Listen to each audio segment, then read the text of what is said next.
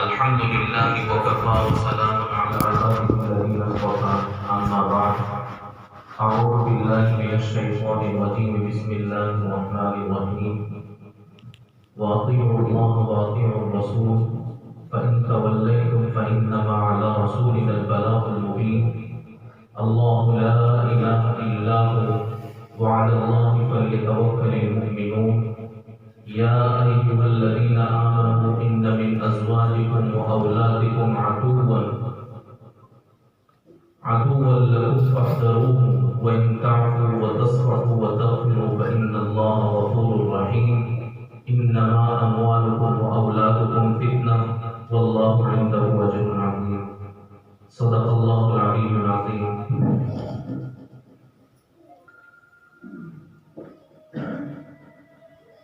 صدر محترم، حضرات علماء کرام،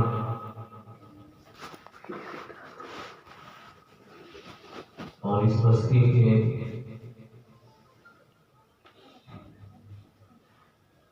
قابل احترام مسلمانوں، پیارے بچوں اور بچیوں، ہمارے اور آپ کی معاشرے کی اور سماج کی جو ضرورت ہے اور ضرورت کی جو باتیں ہیں وہ ابھی قوم کے سرپرستوں نے، بڑوں نے، بزرگوں نے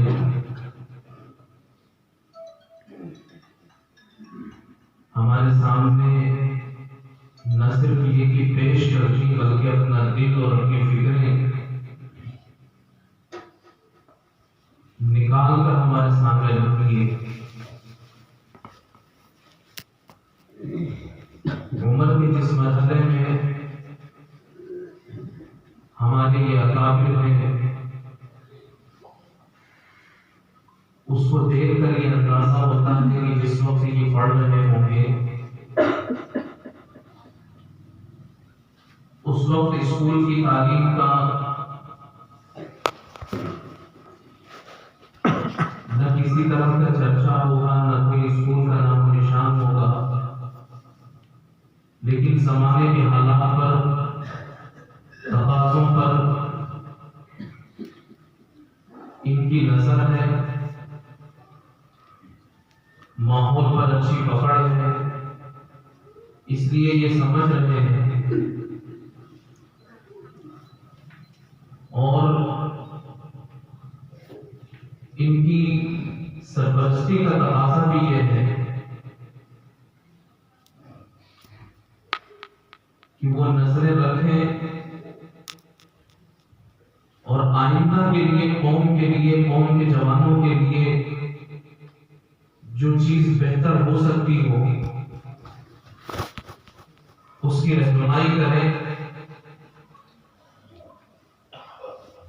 چنانچہ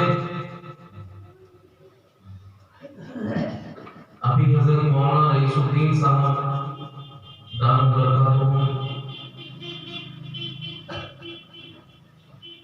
ہم سب کے لیے اللہ تبارک و تعالیٰ کا بہت بڑا عطیہ ہے، اللہ کا فضل ہے کہ ہمارے درمیان موجود ہے. اللہ ان کے سائے کو خوب دراز فرمائے. ابھی بتایا حضرت نے کہ اسکول کی تعلیم کتنی ضروری ہے، اور پھر ساتھ ہی ساتھ اس لیے کہ بزرگوں کے ایک جملے میں پورا مضمون آ جاتا ہے.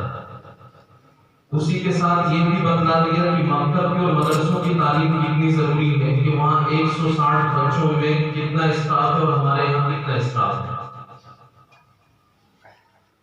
یعنی اس میں تعلیم کی اہمیت کو بھی بتایا گیا ہے اور سنجیدہ ہو کر غور کرنے کے لیے ایک فکر دے کر کے گئے حضرت مولانا. اللہ تبارک و تعالیٰ ان تمام بزرگوں کی اور ان کی باتوں کی ہمیں قدر کرنے اور اس پر عمل کرنے کی توفیق نصیب کرنا ہے۔ بچوں کا کافی دیر سے ہم اور آپ پروگرام سن رہے ہیں، طرح طرح کے پروگرام بچوں نے پیش کیے، کچھ نعتیں پڑھ رہے ہیں، کچھ ترانے پڑھ رہے ہیں، کچھ بچوں نے تقریریں کی، کچھ نے قرآن پاک کی عجیب و غریب معلومات پیش کی۔ بستی کے لوگ اپنے مکتب پر خرچ کرتے ہیں تو مکتب سے ان کی کچھ تمنائیں ہوتی ہیں، وہ مکتب کی رپورٹ بھی دیکھنا چاہتے ہیں کہ مکتب کیسا چلا۔ رپورٹ اصل کاغذوں میں نہیں دیکھی جاتی، اصل رپورٹ یہی ہے جس کا نمونہ بھی ہم اور آپ دیکھ رہے ہیں۔ اور اللہ کا شکر ہے آپ کے بچوں پر اچھی توجہ دی جا رہی ہے، استاد محنت کر رہے ہیں، وزٹر کی اچھی نظر اور اچھی توجہ ہے مکتب پر، اور اس کے ساتھ ساتھ یہ آپ کی توجہ اور آپ کی دلچسپیوں کا بھی اثر ہے۔ بچہ مکتب میں چند گھنٹے رہتا ہے، زیادہ وہ اپنے والدین کے پاس میں رہتا ہے، گھر پر زیادہ رہتا ہے۔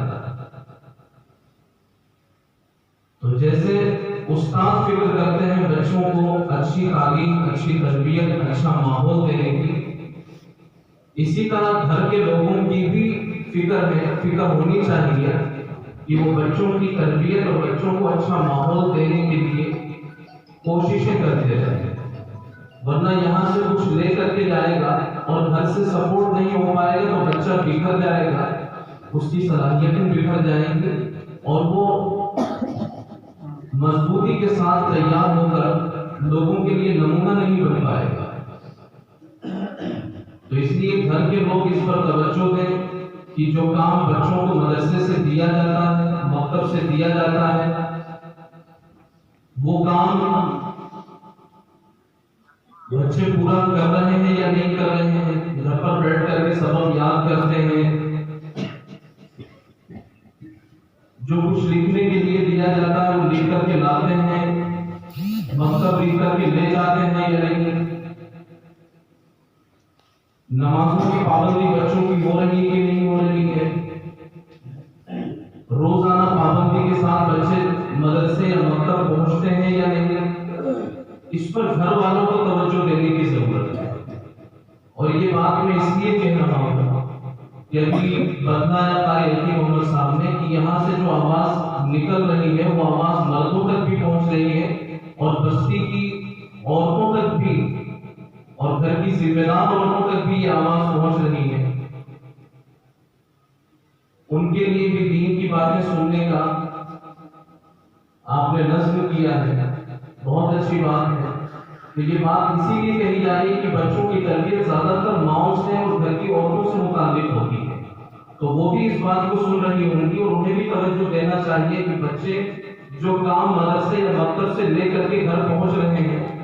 اس کام کو پورا کر کے مکتب واپس آتے ہیں کہ ویسے ہی چلے جاتے ہیں جیسے گھر پہنچے ویسے ہی واپس مکتب آتے ہیں۔ تو گھر کے لوگوں کو بھی توجہ دینے کی ضرورت ہے۔ بہرحال قرآن پاک کی کچھ آیات میں نے آپ کے سامنے پڑھی ہیں، اس میں اللہ تبارک و تعالیٰ نے فرمایا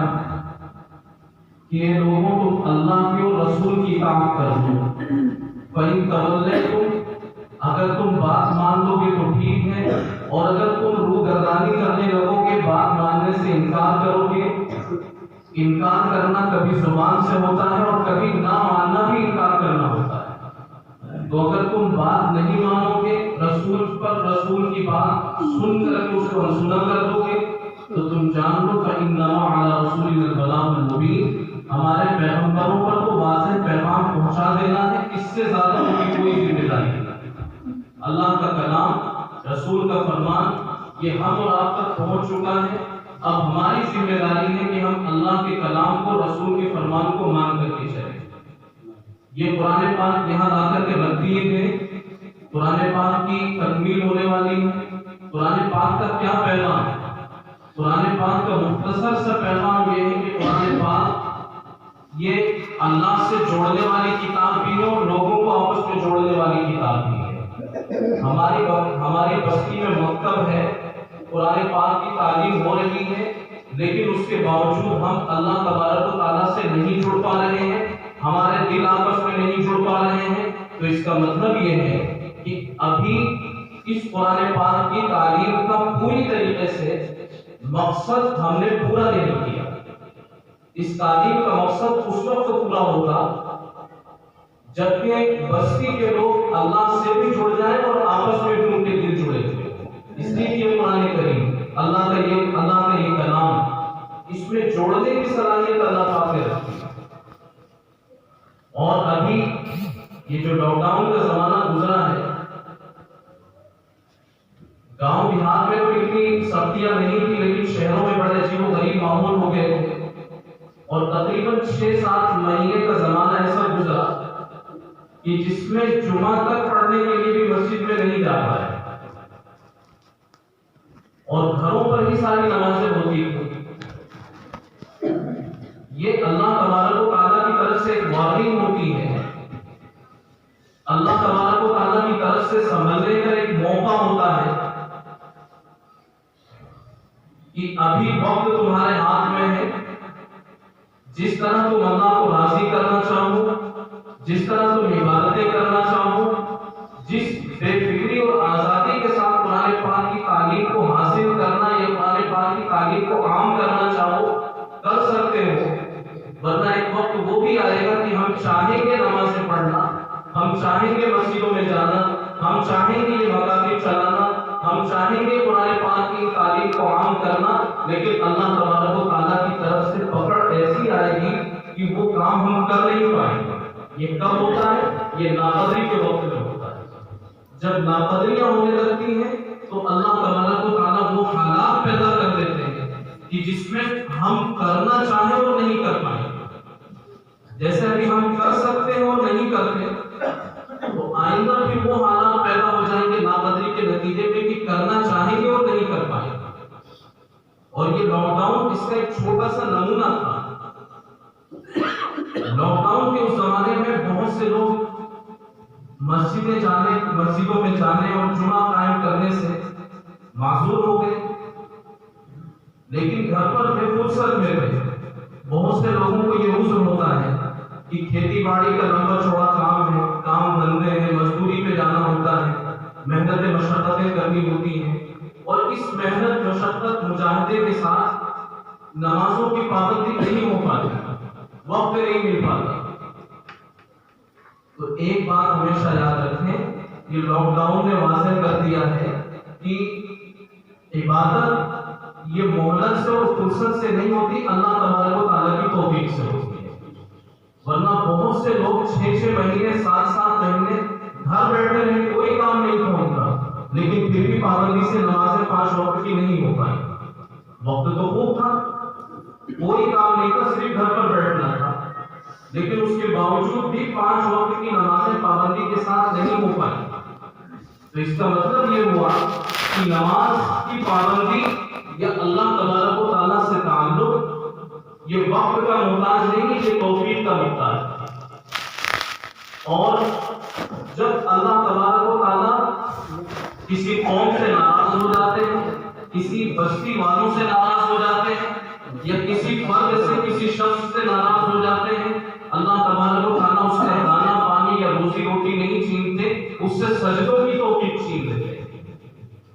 اللہ روزی روٹی تو سب کو دے دیتے ہیں، مسلمانوں کو بھی دیتے ہیں، غیر مسلموں کو دیتے ہیں، اللہ کتے اور خنزیر کو کھلا دیتے ہیں، کوے اور چیل کو بھی کھلا دیتے ہیں۔ تو اللہ ہمیں روزی روٹی تو دیں گے، اس سے اللہ محروم نہیں فرمائیں گے، لیکن اگر اللہ راضی نہیں ہے تو سجدوں کی توفیق چھین لیں گے، مسجدوں میں حاضری کی توفیق چھین لیں گے، گھر میں عورتیں ہیں، وقت خوب ہے، آپس میں بیٹھ کر کے وہ باتیں بنائیں گے، لیکن نماز کی توفیق انہیں نہیں مل پائے گی۔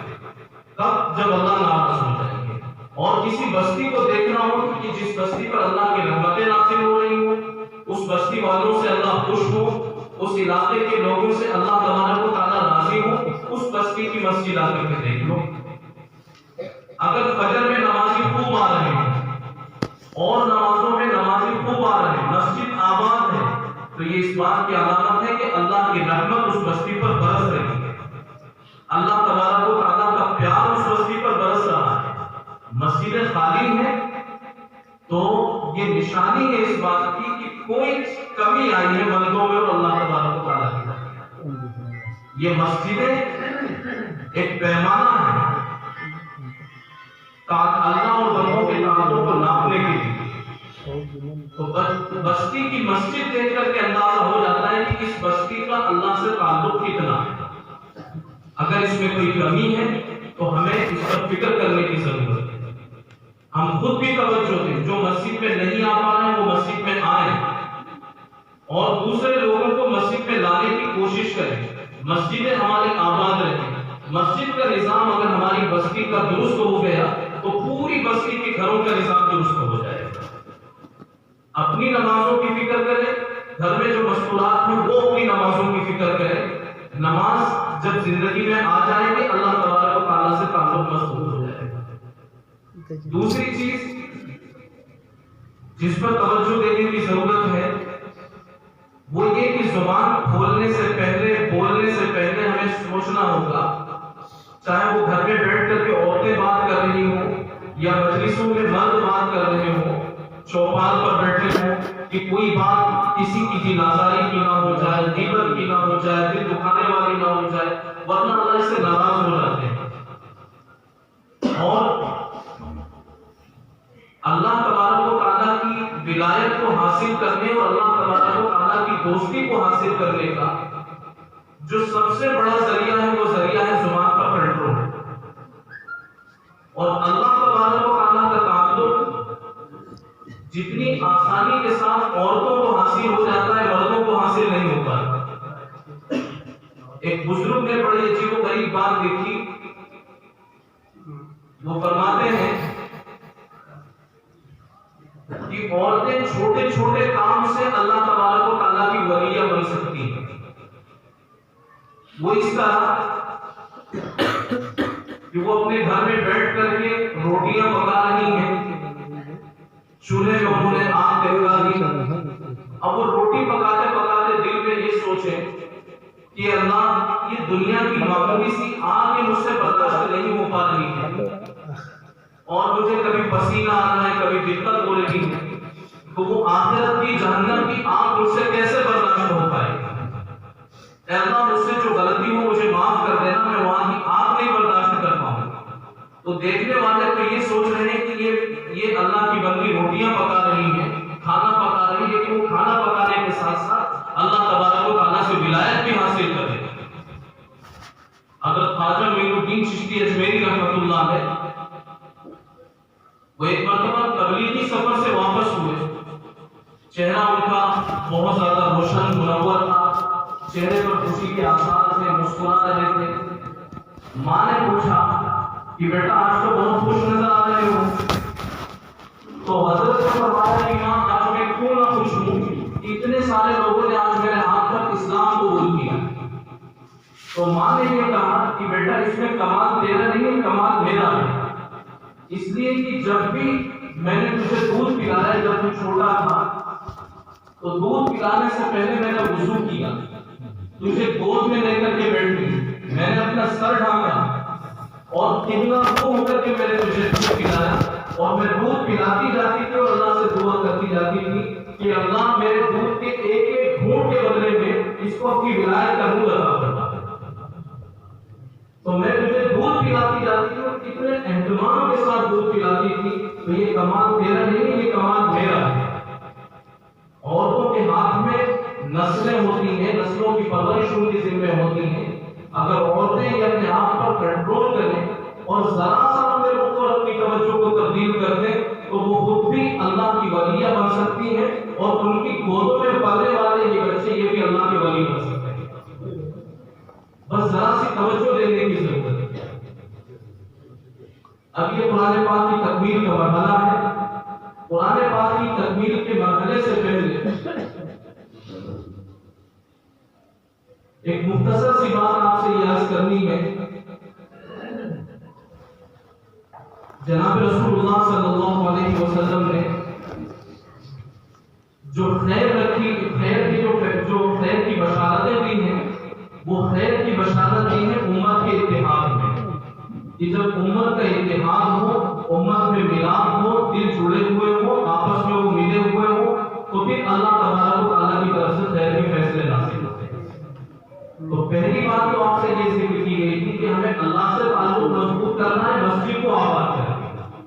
اور دوسری چیز یہ ہے کہ ہمیں آپس میں معافیاں تلافیاں کر کے اور اللہ تبارک و تعالیٰ سے اپنے تعلقات کو مضبوط کرنا ہے، گھروں کے نظام کو دیکھنا ہے کہ رشتوں میں آپس میں احترام برقرار رہے، عورتوں میں پردہ رہے اور خوب پردہ رہے، عورتوں کی، بچوں کی، بچیوں کی ہم دین کی تربیت کی فکر کریں، وراثت کی صحیح تقسیم ہو رہی ہے کہ نہیں ہو رہی، ہمیں اس طرف بھی توجہ دینے کی ضرورت ہے۔ اسی طریقے سے شادیاں بہت زیادہ مہنگی تو نہیں ہو رہی ہیں، اگر شادیوں میں زیادہ خرچ ہونے لگتا ہے، جس قوم میں شادی پر زیادہ خرچ ہوتا ہے اس قوم میں زنا عام ہو جاتا ہے، اور جس قوم میں زنا عام ہوتا ہے نوجوانوں کی موت اس قوم میں ہونے لگتی ہے۔ تو جب شادیاں مہنگی ہو گئی ہے تو زنا بڑھ جاتا ہے، زنا بڑھ جاتا ہے، نوجوانوں کی موتیں بڑھ جاتی ہیں۔ تو اس لیے شادیاں ہمیں آسان، سستی اور کم خرچ والی کرنی ہے۔ جو رسومات اس میں ہو رہی ہیں، ضرورت سے زیادہ جو خرچ اس میں ہو رہا ہے، اس پر ہمیں روک لگانے کی ضرورت ہے۔ میت کے بعد میں اللہ کا شکر ہے کافی حد تک آپ کے یہاں کنٹرول ہوا ہے، لیکن اور زیادہ توجہ دینے کی ضرورت ہے، اور اس کا وہ جو لمبا چوڑا خرچ ہوتا ہے، بعض مرتبہ اس کا بل لاکھوں میں پہنچ جاتا ہے، لیکن اتنا لمبا خرچ کرنے کے بعد بھی ہمارے مردے کو، ہماری میت کو کوئی فائدہ نہیں ہوتا، ہمارے مرنے والے عزیز کو اس کا کوئی ثواب نہیں پہنچتا، اس لیے ہمیں اس پر بھی توجہ دینے کی ضرورت ہے۔ اور سب سے زیادہ اہم چیز ہے وہ اپنی قوم کے نوجوانوں کو سنبھالنے کی ضرورت ہے، قوم کے نوجوانوں کو سنبھالنے کی ضرورت ہے، توجہ دیں، ان کی تعلیم کس طریقے سے ہو رہی ہے اور تربیت ان کی کس طریقے سے ہو رہی ہے، کن لوگوں کے ساتھ اٹھنا بیٹھنا ہے، موبائل چلاتے ہیں تو کن کن لوگوں سے ان کے تعلقات ہوتے ہیں، ان کے موبائل میں کس طرح کی چیزیں محفوظ ہیں، یہ ماں باپ کی ذمہ داریاں ہیں۔ ان چیزوں پر اگر ہم توجہ دیں گے تو ہمارا معاشرہ یہ سنبھلا ہوا رہے گا اور ملا جلا رہے گا اور معاشرے کی اصلاح ہوتی رہے گی۔ اللہ تبارک و تعالیٰ عمل کرنے کی توفیق نصیب فرمائے۔ وآخر دعوانا الحمدللہ۔